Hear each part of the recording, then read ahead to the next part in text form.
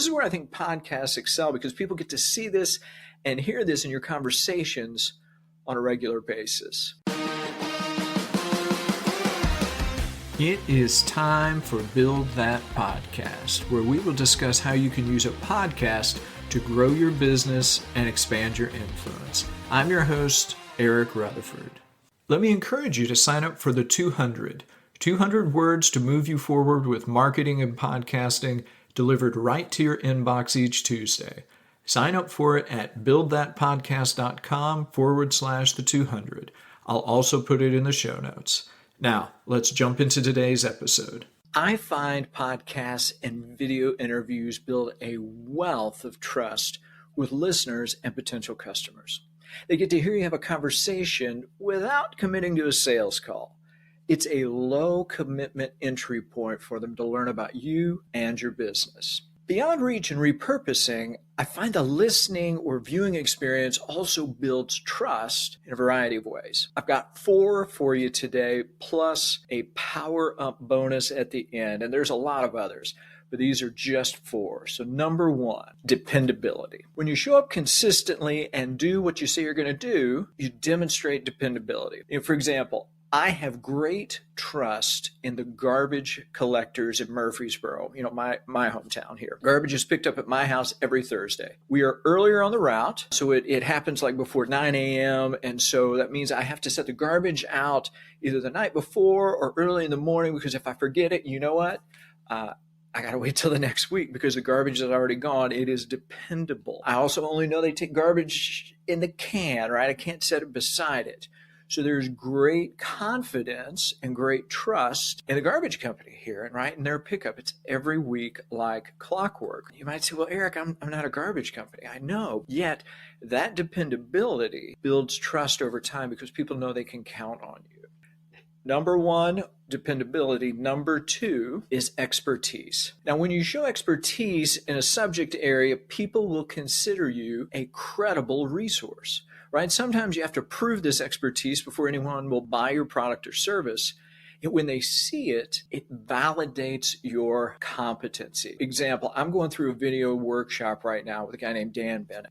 I signed up because I emailed him a couple of questions about video and editing, and then he sent me this video reply that blew me away, right? Not only did he take the time to do it, but the answers were detailed, and immediately I knew, wow, this is somebody I want to learn from because I saw the expertise firsthand. So expertise is another great way to build trust. All right, number 3, empathy. Empathy can be defined as, being aware of the feelings, thoughts, and experiences of others. You acknowledge my pain, my problem, you see the situation from my point of view. Empathy goes a long way. I can see this play out, especially with user experience, customer experience. Some companies do this really well, right? They empathize with you, the customer, on your journey. Other companies, not so much. I think Canva empathizes with me because I don't understand a lot of graphics. You might call me graphically challenged. They understand my problem, and then they made a tool that I can use, right? Me, who is not a graphic designer, to make thumbnails, to make headers, to do other design projects. They empathized with the customer and their problem and created a solution to help us out. Okay, so that's 3 qualities so far to build trust. The last one, kindness. Kindness. There's a saying that people don't care what you know until they know that you care, right? And that's a bit trite, but yet it is absolutely true. People will come back to your business repeatedly when you're kind to them. When I have a bunch of questions, I don't go to brusque people. I prefer more of a touchy-feely kind of answer, especially if I'm feeling kind of dumb for asking the question. If you're kind to me initially, I immediately give you credit for future kindness. Kindness goes a long way with me, and I know it does for others. It immediately builds some trust with that particular person, with the business, with the service. Okay, now then, let's recap before we hit the power up. So we have trust building through dependability, through expertise, through empathy, and through kindness. Now, here's the power up. I'm thinking of power ups like in Super Mario Brothers, where you hit the mushroom and you grow big and you can do a whole lot more. Well, this is kind of the power up here. Combine 2 or more of these. This is where I think podcasts excel, because people get to see this and hear this in your conversations on a regular basis. So here's a takeaway question for you. How are you building and demonstrating trust with your customers?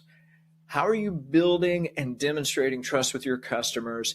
Is it one of these 4 ways? Is it something else? Would love to hear from you on that regard.